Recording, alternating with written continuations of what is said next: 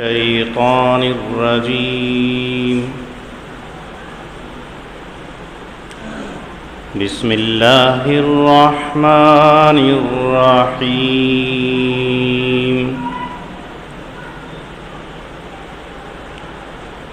وقال الملك إني أرى 7 بقرات سمان يأكلهن 7 عجاف و7 سنبلات خضر وأخر يابسات يا أيها الملأ أفتوني في رؤياي إن كنتم للرؤيا تعبرون.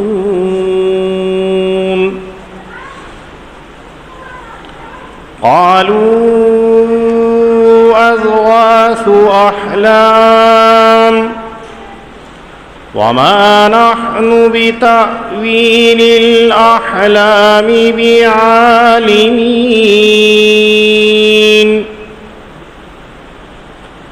وقال الذي نجا منهما وادكر بعد أمة أنا أنبئكم بتأويله فأرسلون.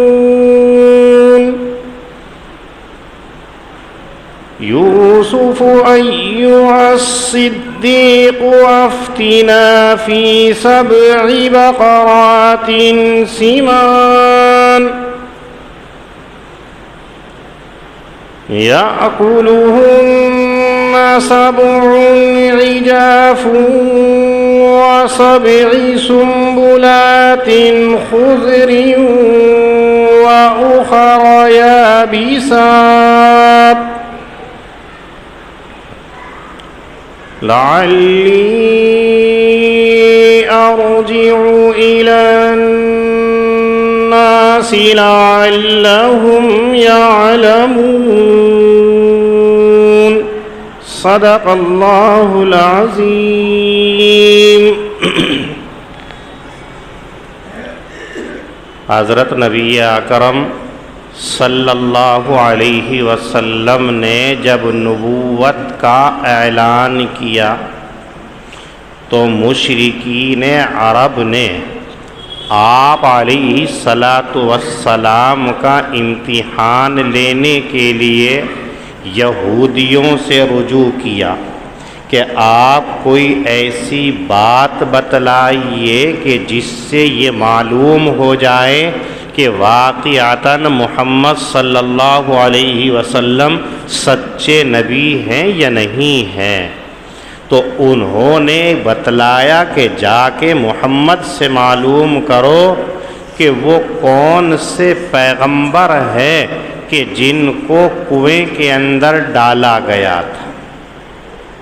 حضرت یوسف علیہ الصلاۃ والسلام کا واقعہ لوگوں کو معلوم نہیں تھا،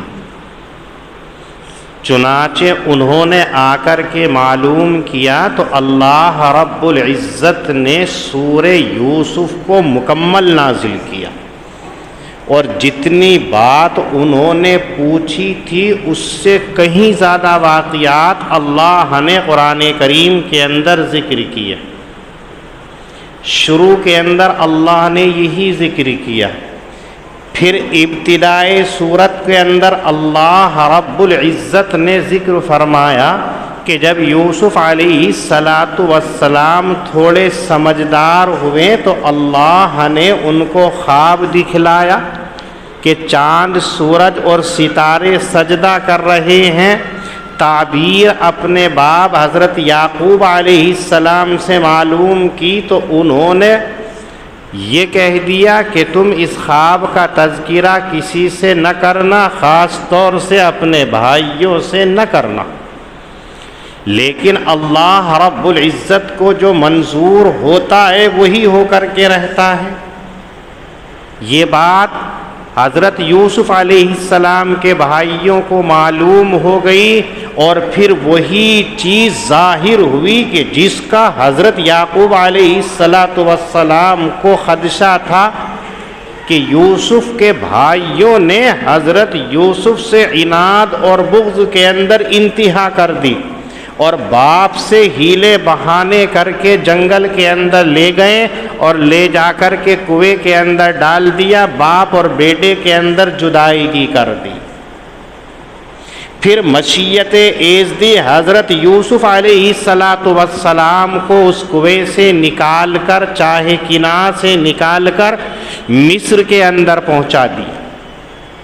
مصر کے اندر عزیز مصر نے حضرت یوسف علیہ السلام کو اپنے یہاں رکھ لیا، لیکن یوسف علیہ السلام کو آگے چل کے پیغمبر ہونا ہے، برگزیدہ شخصیت ہونی ہے، تو جانچ پرکھ اور آزمائش کا مرحلہ یہی ختم نہیں ہوا، بلکہ یہاں بھی آزمائش حضرت یوسف علیہ السلام کی رہی۔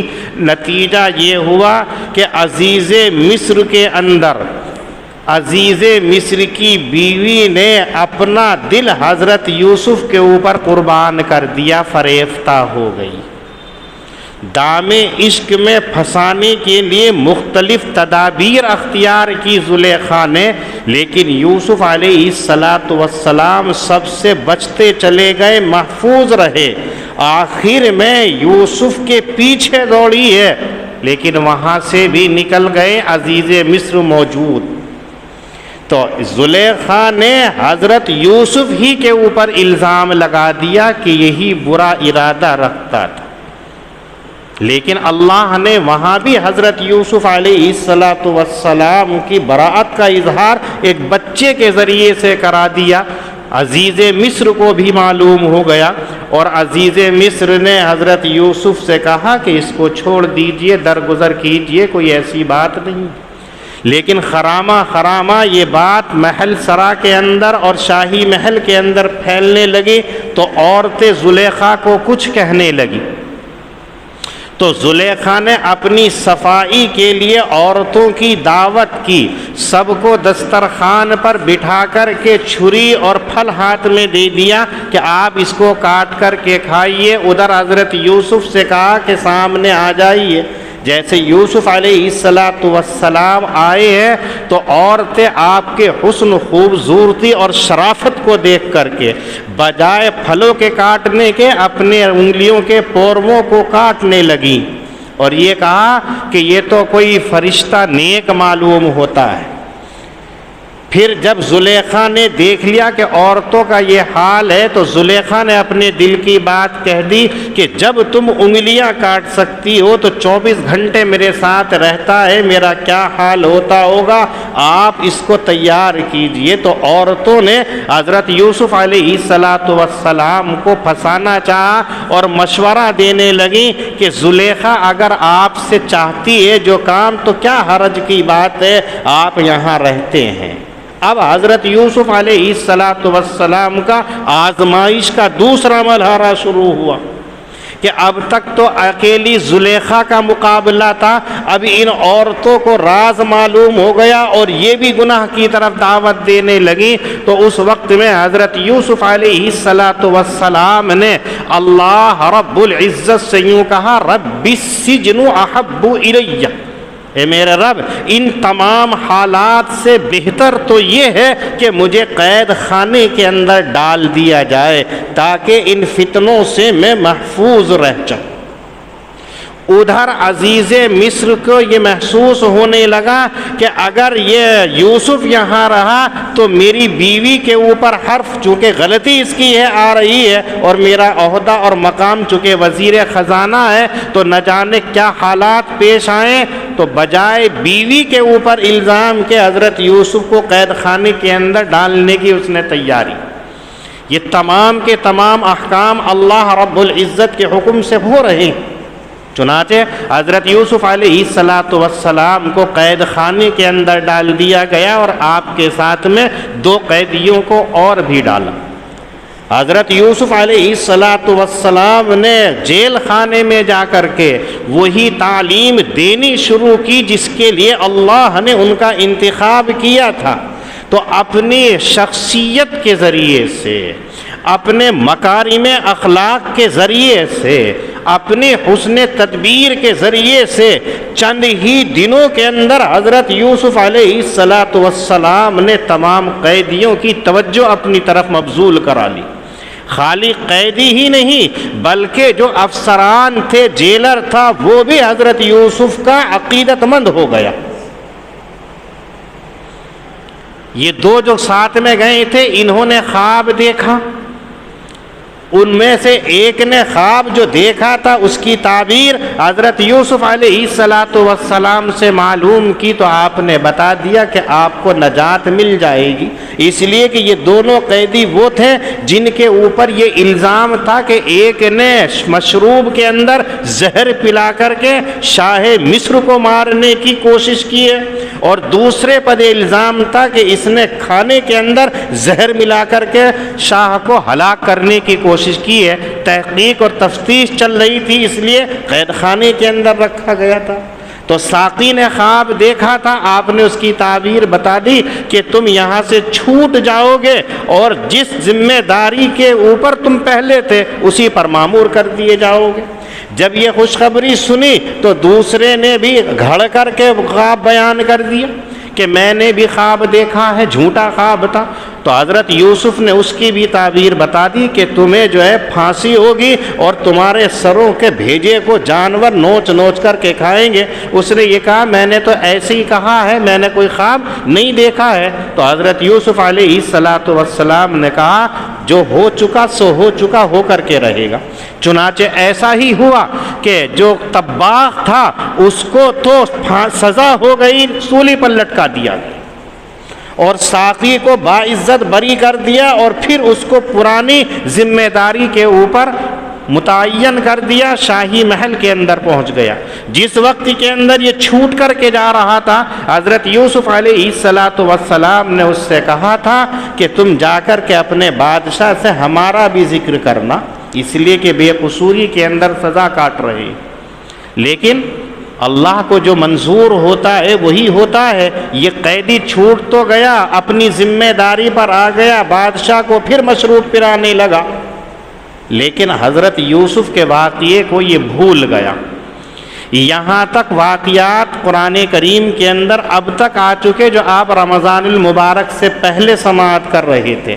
رمضان کی تیاری کی وجہ سے، مشغولی کی وجہ سے یہ سلسلہ موقوف ہوا تھا۔ اب یہاں آج شوال سے اس کو پھر شروع کر رہے ہیں، جو اب آگے کا واقعہ قرآن کریم کے اندر اللہ تعالیٰ ذکر فرماتے ہیں۔ یہ دوسرا واقعہ ہے کہ حضرت یوسف علیہ السلام قید خانے کے اندر ہیں۔ شاہ مصر نے ایک خواب دیکھا ہے، اس خواب کو دیکھ کر کے وہ بے چین ہو جاتا ہے۔ کیا دیکھا ہے؟ وہ کہتا انی ارا سبع بقرات سمان۔ تمام درباریوں کو بلایا، نجومیوں کو بلایا، جو خواب کی تعبیر کے اندر ماہرین تھے ان تمام کو بلایا، اور بلا کر کے یہ کہنے لگا کہ میں نے خواب دیکھا ہے کہ 60 موٹی موٹی فربا تندرست گائے ہیں، بیل ہیں، اور 7 دبلی دبلی گائے ہیں۔ وہ دبلی پتلی گائے موٹی گایوں کو کھا رہی ہیں، اور دیکھا میں نے کہ 7 بالیاں ہیں سبز، اور ایسی ہی 7 بالیاں ہیں خشک جو آپس میں چپکی ہوئی ہیں، جو خشک ہیں وہ سبز کو چپکا کر کے حاوی ہو رہی ہیں۔ میں پریشان ہوں کہ اس کا کیا مطلب ہو سکتا ہے۔ ہونا تو یہ چاہیے تھا کہ موٹا ہے پتلے کو مار دے، تندرست ہے کمزور کو مار دے، اور جو سبز بالیاں ہیں وہ سوکھی کو توڑ کر کے پھینک دے، لیکن معاملہ الٹا ہو رہا ہے، سمجھ میں نہیں آ رہا ہے۔ آپ مجھے بتاؤ مجھے کیا کرنا چاہیے۔ بادشاہ نے یہ بھی کہا اگر تمہیں خواب کی تعبیر کا علم ہے تو مجھے اس خواب کے بارے میں بتاؤ، اس نے مجھے پریشان کر رکھا ہے۔ جتنے ماہرین تھے وہ تمام کے تمام کہنے لگے اضغاث احلام، یہ تو خیالی خواب ہے، کوئی حقیقی خواب نہیں ہے، اور ہم ایسے خوابوں کی تعبیروں کو نہیں جانتے ہیں، اس لیے کہ یہ تو ملی جلی باتیں ہیں، کچھ خیالات ہیں، کچھ تصورات ہیں، کچھ ذہن کی سوچ ہے، یہ تمام مکس ہو گئی ہیں، جس نے آپ کے اندر خواب کی شکل بنا لی ہے اور آپ اس کو خواب سمجھ رہے ہیں۔ یہ کوئی خواب نہیں ہے بلکہ یہ بیکار سی باتیں ہیں، ہمیں ان چیزوں کا علم نہیں ہے۔ آدمی اپنی بات کو چھپانے کے لیے مختلف تدبیریں بتانے لگتا ہے، لا علمی کا اظہار تو نہیں کرتا ہے، کچھ اور کرنے لگتا ہے، یہی انہوں نے کیا۔ اب اسی جگہ پر وہ آدمی بھی موجود تھا جس کو ساقی بنایا گیا تھا، جس کو حضرت یوسف علیہ السلام نے خواب کی تعبیر بتا دی تھی کہ تو نجات پا جائے گا اور اپنے پرانے عہدے پر پہنچ جائے گا۔ ایک دم سے اس کو یاد آ گیا کہ خواب کی تعبیر تو وہ شخصیت بتا سکتی ہے جو جیل خانے کے اندر ہے، جنہوں نے مجھے بتایا تھا اتنا نیک ہے، اتنا اچھا ہے، ایک دم اس کو پوری بات یاد آ گئی۔ آگے بڑھا اور یوں کہا انا انبئکم بتأویلہ، تم مجھے مہلت دے دو، مجھے چھوڑ دو، مجھے جانے دو، میں تمہارے خواب کی تعبیر صحیح صحیح بتا دوں گا۔ اور پھر اس ساقی نے شاہ مصر کے سامنے حضرت یوسف علیہ السلام کی خوبیاں بیان کی، تعریف کی، ان کی برگزیدہ شخصیت کے بارے میں، فضل و کمالات کے بارے میں، راست گوئی کے بارے میں اس انداز سے گفتگو کی کہ شاہ بے چین ہو گیا، اور شاہ نے فوراً اس کو اجازت دے دی کہ نہیں، اگر ایسا شخص ہے تو جا کر کے ہمارے خواب کے بارے میں اس سے معلوم کرو۔ اس کے لیے سرکاری طور پر جو ہے تیاری کی گئی، اس ساقی کو اعزاز کے ساتھ میں جیل خانے تک بھیجا گیا۔ اب یہ ساقی وہاں پہنچتا ہے، اللہ رب العزت اب حضرت یوسف علیہ السلام کے جیل خانے سے نکلنے کا راستہ بنا رہے، اختیار کیا ایسا۔ یہ ساقی پہنچا ہے، حضرت یوسف علیہ السلام کی خدمت میں پہنچنے کے بعد میں کس پیارے لہجے کے اندر حضرت یوسف سے کہتا ہے یوسف ایھا الصدیق، یوسف بھائی بڑے سچے ہو تمہاری بات کی سچائی کے چرچے تو عام ہیں، ہم نے آپ کی سچائی اور پارسائی کا مشاہدہ کیا ہے، آپ بالکل سچ بولتے ہیں، جو کہتے ہیں سچ ہوتا ہے، آپ نے ہمارے خواب کی تعبیر بتائی، سچ ہوئی، ہمارے ساتھی کی خواب کی تعبیر بتائی، سچ ہوئی ہے۔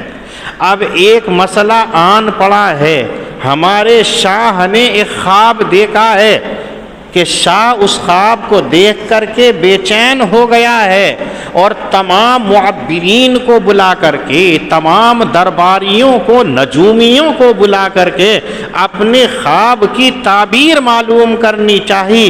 سب نے لا علمی کا اظہار کر دیا، لیکن شاہ کو کسی کرمٹ سکون نہیں آ رہا ہے۔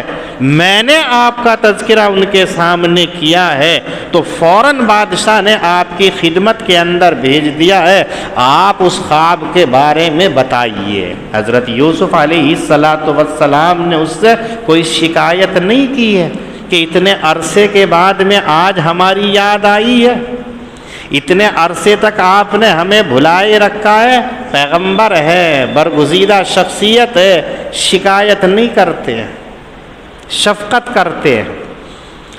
تو اس سے یہ کہا کہ اچھا یہ بتاؤ تمہارے بادشاہ نے کیا خواب دیکھا ہے؟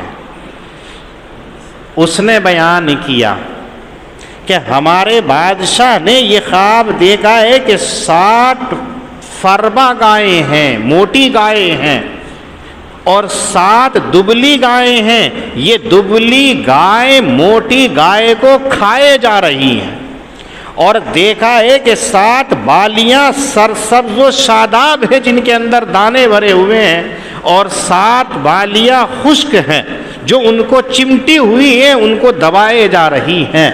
اس کی تعبیر بتائیے، لعلی ارجع الی الناس، تاکہ میں یہ خواب کی تعبیر ان لوگوں کے پاس لے جاؤں اور شاید ان کو اس کی تعبیر معلوم ہو جائے۔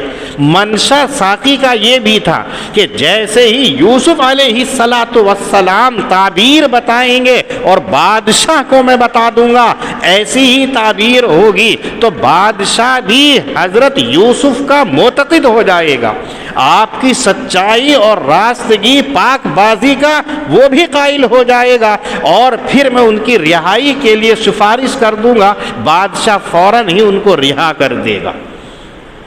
یہ ساقی کا منشا تھا۔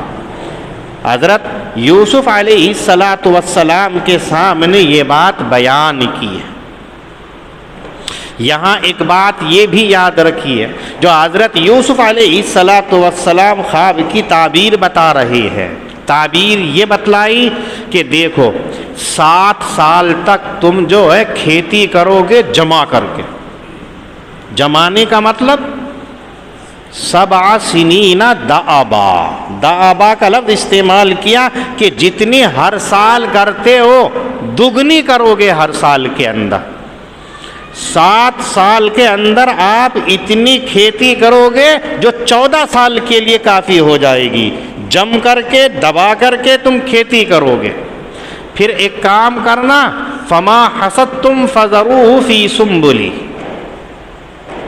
جب تم ان کھیتوں کو کاٹو تو بالیوں سے دانے کو علیحدہ مت کرنا، کاٹ کر کے پولی بنا کر کے ایسے ہی رکھ دینا، جتنی ضرورت ہو کھانے کی اتنی ہی پولی کو نکالنا، اس کو گہنا دونا نکالنا، دانا نکال کر آپ کھا لینا اور کچھ نہ کرنا۔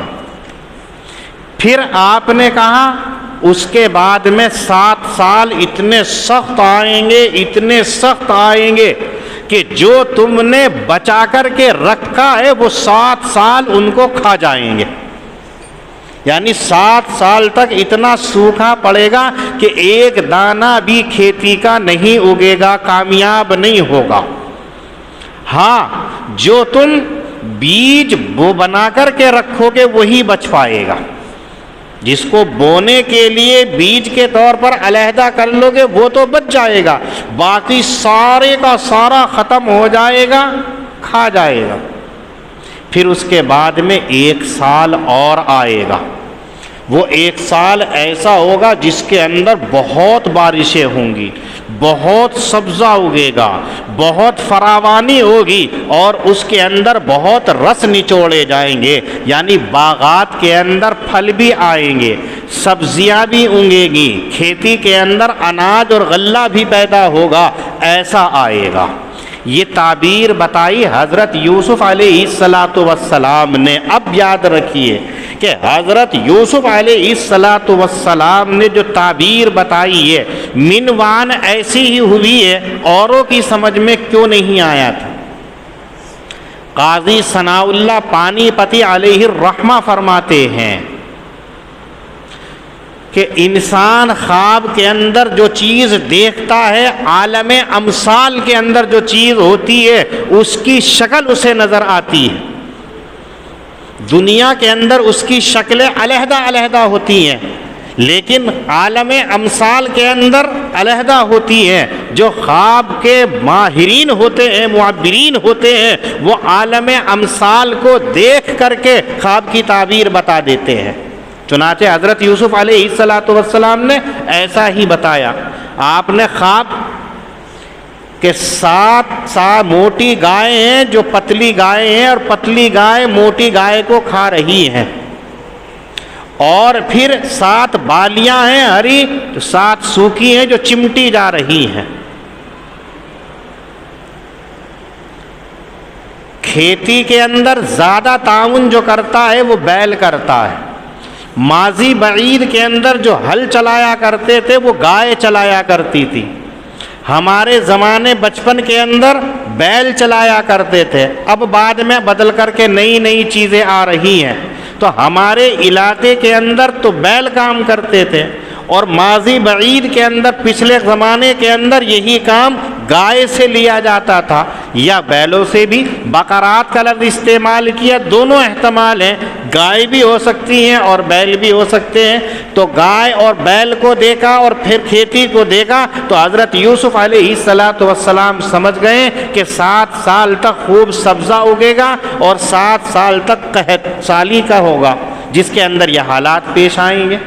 یہ خواب کی تعبیر حضرت یوسف علیہ السلام نے جب بتائی ہے تو اب یہ ساقی یہاں سے نکل کر بادشاہ کی خدمت کے اندر پہنچتا ہے جو منتظر تھا، اور جا کر کے پوری تفصیل بتا دی کہ اس نوجوان نے جو جیل خانے کے اندر ہے اس نے آپ کے خواب کی یہ تعبیر بتائی ہے. بادشاہ کے دل کو ایک دم یہ محسوس ہو گیا کہ یہ تعبیر سچی، جس نے یہ بتائی ہے ہو بہو ایسی ہی ہوگی. تو بادشاہ نے عجلت کے اندر ایک دم سے یوں کہا ائتونی بھی، جلدی سے اس کو لے کر کے آؤ. اب یہ اتنا بے چین ہو گیا کہ حضرت یوسف علیہ السلام کو دیکھنے کے لیے اور بالمشافہ ان سے سننے کے لیے، روبرو سننے کے لیے بے چین ہے. تو اب اس نے قاصد کو بھیجا. سرکاری قاصد جیل خانے کے اندر جاتا ہے، حضرت یوسف علیہ السلام سے پیغام شاہی پہنچاتا ہے اور یہ کہتا ہے کہ بادشاہ نے آپ کو بلایا ہے. حضرت یوسف پیغمبر ہیں، مکارم اخلاق کے اونچے عہدے پر فائز ہیں. آپ سوچئے جو بے قصور ہو، جیل خانے کے اندر پڑا ہو، اس کو وہاں سے رہائی کا پروانہ مل جائے، وہ بھی حاکم وقت کا، بادشاہ وقت کا، اس کی خوشی کا کیا ٹھکانہ ہوگا. وہ ایک پل وہاں رکنا گوارا نہیں کرے گا، ایک دم سے چل دے گا. حضرت یوسف علیہ السلام کے پاس بھی یہ موقع آیا، لیکن یوسف علیہ السلام حلم اور بردباری کے اندر اعلیٰ درجے پر تھے. اس قاصد سے یہ کہتے ہیں ارجع الی ربک، واپس اپنے بادشاہ کے پاس جاؤ. مجھے لے جانے سے پہلے، مجھے رہا کرنے سے پہلے اپنے بادشاہ کے پاس شاہی محل کے اندر جاؤ اور وہاں جا کر کے ان عورتوں کی حقیقت، ان عورتوں کا حال معلوم کرو جنہوں نے اپنے ہاتھوں کو کاٹ لیا تھا. کیوں ہاتھ کاٹے تھے؟ کس لیے ان کی انگلیاں کاٹی گئی تھی؟ کیسے کٹ گئی تھی؟ دیکھیں حضرت یوسف علیہ السلام اپنی براءت کا اظہار کرنا چاہتے ہیں، اور ساتھ میں یہ بھی ہے کہ جس نے احسان کیا ہے اس کے اوپر انگلی بھی نہ اٹھے. غلطی زلیخا تھی. اسی وجہ سے حضرت یوسف جیل خانے میں گئے. چاہتے تو حضرت یوسف صاف کہہ دیتے اس قاصد سے کہ جاؤ پہلے زلیخا سے معلوم کر کے آؤ، جس نے مجھ پر انگلی اٹھائی تھی، جس نے مجھ پر الزام لگایا تھا، جس نے مجھ پر تہمت باندھی تھی، اس سے پوچھو کہ صحیح بات کیا ہے. لیکن چونکہ حضرت یوسف علیہ السلام جانتے ہیں کہ اس زلیخا نے آپ کی پرورش کی تھی، احسان تھے حضرت یوسف علیہ السلام پر کہ ان سے خرید کر اپنے گھر کے اندر کیسے عیش و عشرت کے اندر رکھا تھا. شریف آدمی کسی کے احسان کو نہیں بھولتا ہے. یہ تو ہم جیسے لوگوں کا حال ہے کہ ہم لمحوں کے اندر 100 سال کے احسانات کو بھول جاتے ہیں. کسی نے ہم پر ہزاروں احسان کر رکھے ہو، ایک مرتبہ خلاف طبع کو ہم سے بات ہو جائے، خلاف طبع کوئی بات ہو جائے تو سارے احسانات کو ہم ملیا میٹ کر دیتے ہیں. نہیں، انسانیت کا تقاضا یہ ہے جتنی غلطی ہے اتنی ہو، احسان ہے تو اس احسان کو ماننا چاہیے. قرآن کریم کہتا ہے یا ایھا الذین آمنوا لا تبطلوا صدقاتکم بالمن والعذا، کہ تم احسان جتلا کر کے اپنے صدقات کو ضائع نہ کرو. جس نے اپنے احسان کو جتلا دیا اس نے تمام اعمال کو ضائع کرا دیا. آج ہمارا حال یہی ہے کہ ہم ذرا سے کسی سے چوک ہو جائے تو اس کے احسانات کو بھلا دیتے ہیں، ختم کر دیتے ہیں. حضرت یوسف سے بڑھ کر کے کتنا ظلم حضرت یوسف پہ ہوا، کتنا سخت سنگین الزام لگا ہے، لیکن اس کے باوجود بھی کس انداز سے گفتگو کر رہے ہیں.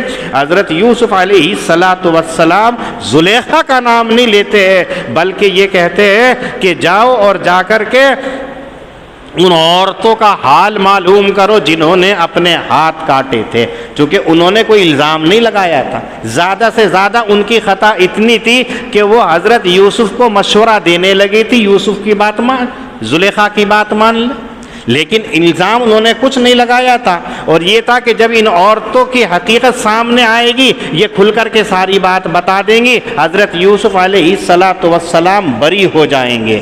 کتنا حکیمانہ انداز حضرت یوسف علیہ السلام نے اختیار کیا، اور قرآن کریم کے ذریعے سے اس امت مسلمہ کو مل رہا ہے کہ اگر بڑے سے خطا ہو جائے تو اس خطا کو سب کے سامنے ظاہر نہ کیا جائے، بڑے سے خطا ہو جائے تو اس کی خطا کو درگزر کیا جائے، نظر انداز کیا جائے۔ لیکن ہمارا حال، امت مسلمہ کا حال یہ ہے کہ ذرا سی چوک چاہے کسی سے بھی ہو جائے، امام سے ہو جائے، مدرس سے ہو جائے، محتمم سے ہو جائے، بڑے ذمہ دار سے ہو جائے، حاکم وقت سے ہو جائے، ہم اس کی پگڑی کو اچھالنے لگتے ہیں۔ یہ مسلمان کی شان نہیں، اسلام اس کی دعوت نہیں دیتا ہے۔ حضرت یوسف علیہ السلام نے اپنے اس عمل سے بتلا دیا ہے کہ ایسا نہیں کرنا چاہیے۔ دوسری بات یہاں یہ یاد رکھنی کہ حضرت یوسف علیہ السلام یہ کہہ رہے ہیں کہ جاؤ پہلے ان عورتوں کا حال معلوم کرو۔ امام بخاری رحمۃ اللہ علیہ، امام ترمذی رحمۃ اللہ علیہ، ان حضرات نے اپنی صحیح کتاب کے اندر روایت نقل کی ہے کہ حضرت نبی اکرم صلی اللہ علیہ وسلم فرماتے کہ جیسے ہی قاصد نے حضرت یوسف کو یہ کہا کہ بادشاہ نے بلایا ہے، اگر ایسا قاصد میرے پاس آ جاتا اور یہ واقعہ میرے ساتھ ہو جاتا، میں قید خانے کے اندر ہوتا تو ایک دم سے نکل کے فوراً چلا جاتا، میں یوں نہ کہتا جا کر کے تحقیق کرو۔ حضرت یوسف تو کہہ رہے ہیں پہلے عورتوں سے پتہ کر لو، لیکن میں تو ایک دم سے چلا جاتا۔ امام بخاری رحمۃ اللہ علیہ نے اس روایت کو نقل کیا ہے، امام ترمذی رحمۃ اللہ علیہ نے اس روایت کو نقل کیا ہے۔ تو اب یہاں یہ معلوم ہوتا ہے کہ آپ علیہ السلام تو کہہ رہے ہیں کہ ایک دم سے نکل جاتا، اور حضرت یوسف علیہ السلام کی تعلیم یہ ہو رہی ہے کہ پہلے تحقیق کرو اس کے بعد میں نکلیں گے۔ بظاہر دونوں میں ٹکراؤ ہے، ہمیں کس کی اتباع کرنی چاہیے، ہمیں کس کی بات ماننی چاہیے؟ یا بظاہر اس سے یہ معلوم ہو رہا ہے کہ حضرت نبی اکرم صلی اللہ علیہ وسلم کے مقابلے کے اندر حضرت یوسف کے اخلاق بڑھے ہوئے معلوم ہوتے ہیں کہ وہ پوری تحقیق کر رہے ہیں تب اس کے بعد میں نکلنا چاہتے ہیں، اور آپ علیہ السلام ہیں ایک دم سے نکل کے چلنا چاہتے ہیں۔ دونوں کے اندر آپ اس طریقے سے تطبیق دے سکتے ہیں کہ اخلاق واقعتاً حضرت یوسف علیہ السلام کے اونچے ہیں، لیکن یہ جزوی فضیلت ہو سکتی ہے۔ اور رہا نبی کریم صلی اللہ علیہ وسلم کا معاملہ، جو آپ کہہ رہے ہیں کہ میں ایک دم سے نکل جاتا، تو آپ علیہ السلام امت کو تعلیم دے رہے ہیں، اس لیے کہ بادشاہوں کے جو مزاج ہوتے ہیں پل پل کے اندر بدلا کرتے ہیں، لمحوں کے اندر بدل جاتے ہیں۔ ابھی بادشاہ نے کچھ کہا ہے، تھوڑی دیر کے بعد میں کچھ کہہ دے گا، تیسری دیر کے بعد میں کچھ کہہ دے گا، اس لیے کہ اس کو پکڑنے والا، روکنے والا، ٹوکنے والا کون ہوتا ہے؟ تو آپ علیہ السلام امت کو یہ تعلیم دے رہے ہیں کہ کہیں ایسا معاملہ ہو سہولت کا اور حکم کا ہے تو اس میں تحقیق میں نہیں پڑنا چاہیے، ایک دم سے باہر آ جاؤ، ایک دم سے مان لیا جائے تاکہ آپ بری ہو جائیں۔ اس لیے کہ اگر بادشاہ نے اپنے موقف کو بدل دیا، اپنے پہلے آرڈر کو بدل دیا، اپنے پہلے حکم کو بدل دیا، تو پھر آپ کے لیے پریشانی کھڑی ہو جائے گی۔ تو آپ علیہ السلام امت پر شفقت فرماتے ہوئے تعلیم دے رہے ہیں کہ اگر ایسا معاملہ میرے ساتھ ہوتا تو میں ایک دم سے، یعنی تمہارا معاملہ یہ ہے کہ کہیں اگر سختی کا معاملہ آ جائے، صلح صفائی کا معاملہ آ جائے تو زیادہ تحقیق میں نہ پڑو، ایک دم سے بری ہو جاؤ۔ آج کل ہم کیا ہوتے ہیں، کسی وجہ سے دو میں لڑائی ہوگی، ایک نے کہا چلو میری غلطی ہو گئی، تو دوسرا کیا کہے گا، پہلے بتا کیا ہوا تھا، تو نے کرا کیوں ہے یوں کر، تو نے کیا کرا ہے۔ اسے اتنا ٹارچر کر دیتے ہیں تو وہ کیا کہتا ہے، لے میں نے کرا کر کے دکھاؤں گا، بتا کیا کرے۔ اس صورت کے اندر بجائے صلح ہونے کے اوپر سے مزید اور اختلاف ہو جائے گا، لڑائی ہو جائے گی۔ اسلامی تعلیم یہ ہے کہ جیسے کسی نے اپنی خطا کو قبول کر لیا، ایک دم سے درگزر کر دو، علیحدہ کر دو۔ بڑے آدمی نے کچھ کہہ دیا، فوری طور پر اس کو قبول کر لو، اب اس سے یہ نہ کرو تم نے ایسا کیوں کیا تھا۔ وقال الملک انی ارا سبع بقرات سمان، بادشاہ نے کہا کہ میں خواب میں دیکھتا ہوں کہ 7 گائے ہیں موٹی کہ کھا رہی ہیں ان کو 7 دبلی گائے، اور 7 بالیاں ہیں فربا سرسبز و شاداب اور دوسری سوکھی ہیں۔ اے درباریو تم مجھے میرے خواب کی تعبیر کہو اگر تم خواب کی تعبیر جاننے والے ہو۔ درباری کہنے لگے یہ خیالی خواب ہیں اور ہمیں ایسے خوابوں کی تعبیر کا علم نہیں ہے۔ وہ شخص بولا کہ جو بچ گیا تھا ان دونوں میں سے اور اس کو یاد آ گیا ایک مدت کے بعد میں کہ میں تم کو اس خواب کی تعبیر بتلا دوں گا، سو تم مجھے بھیجو۔ جا کر کے یوسف علیہ السلام سے کہنے لگا اے یوسف اے سچے، ہمارے خواب کے بارے میں بتلا کہ 7 موٹی گائیں ہیں کہ کھا رہی ہیں ان کو 7 دبلی گائیں، اور 7 بالیاں ہیں سب اور دوسری خشک، تاکہ میں لے جاؤں ان کو لوگوں کے پاس شاید کہ وہ اس کو جان لیں۔ یوسف علیہ السلام نے کہا کہ تم 7 سال تک کھیتی کرو گے جم کر کے، سو جو تم کاٹو تو ان کو چھوڑے رکھنا بالیوں کے اندر، مگر کہ تھوڑا جن کو تم کھاؤ۔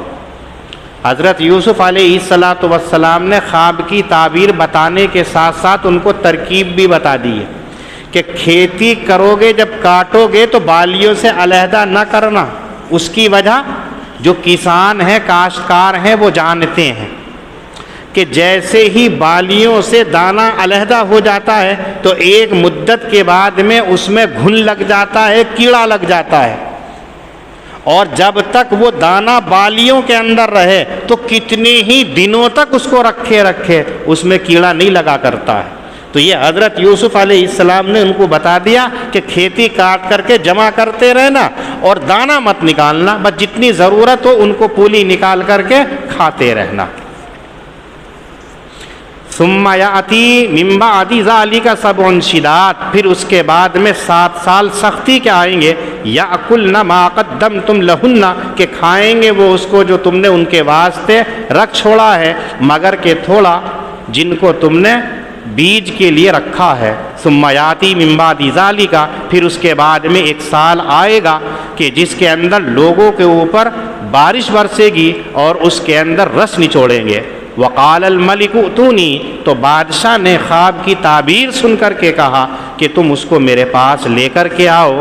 پر جب قاصد حضرت یوسف علیہ السلام کے پاس پہنچا تو حضرت یوسف علیہ السلام نے کہا کہ واپس لوٹ جاؤ تم اپنے آقا کے پاس اور پوچھ کر کے آؤ کہ کیا حقیقت ہے ان عورتوں کی کہ جنہوں نے اپنے ہاتھوں کو کاٹ لیا تھا۔ ان ربی بکیدہن علیم، بلا شبہ میرا رب تو ان کے قید کو خوب جانتا ہے۔ اللہ پاک ہم سب کو دین کی صحیح سمجھ عطا فرمائے۔ وآخر دعوانا الحمد للہ رب العالمین۔